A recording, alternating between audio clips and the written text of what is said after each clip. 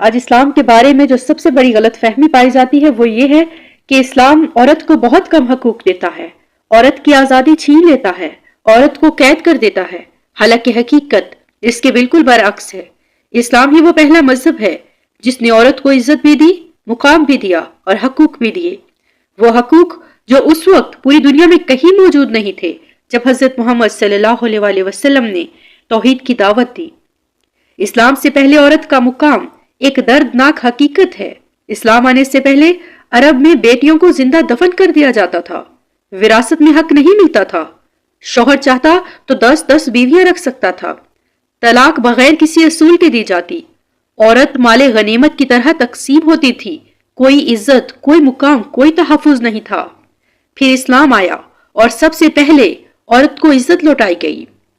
قرآن پاک میں عورت کی عزت کو مرد کے برابر قرار دیا گیا۔ اسلام نے عورت اور مرد دونوں کے حقوق کو برابر کا درجہ دیا، البتہ ذمہ داریاں مختلف رکھی ان کی فطرت کے مطابق۔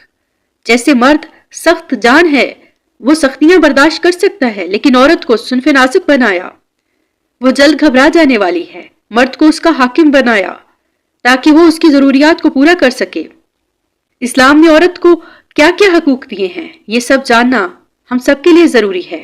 اسلام نے عورت کو بہت عزت و مقام عطا فرمایا۔ اسلام نے عورت کو معاشرے کا آدھا حصہ کہا۔ نبی اکرم صلی اللہ علیہ وآلہ وسلم نے فرمایا، تم میں سے بہترین وہ ہے جو اپنی عورتوں کے لیے بہترین ہو۔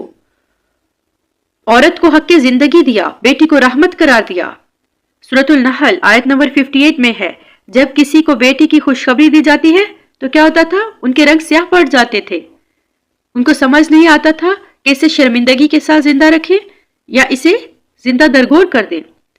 اللہ نے اس ظلم کی سختی سے مذمت کی۔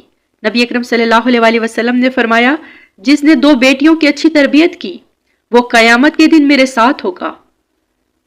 وراثت کا حق دیا۔ اسلام نے پہلی بار عورت کو وراثت دی، جبکہ دنیا میں کہیں بھی ایسا نہیں تھا۔ مرد کے لیے بھی حصہ ہے، عورت کے لیے بھی حصہ ہے جو والدین چھوڑ جائیں۔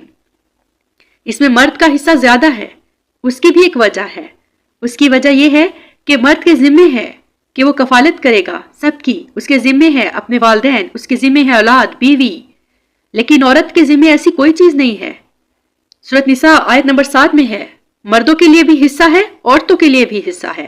عورت کو حق ملکیت دیا۔ عورت اسلام میں اپنی ملکیت رکھنے کا پورا حق رکھتی ہے، وہ کمائے، خریدے، بیچے، اسے کوئی نہیں روک سکتا۔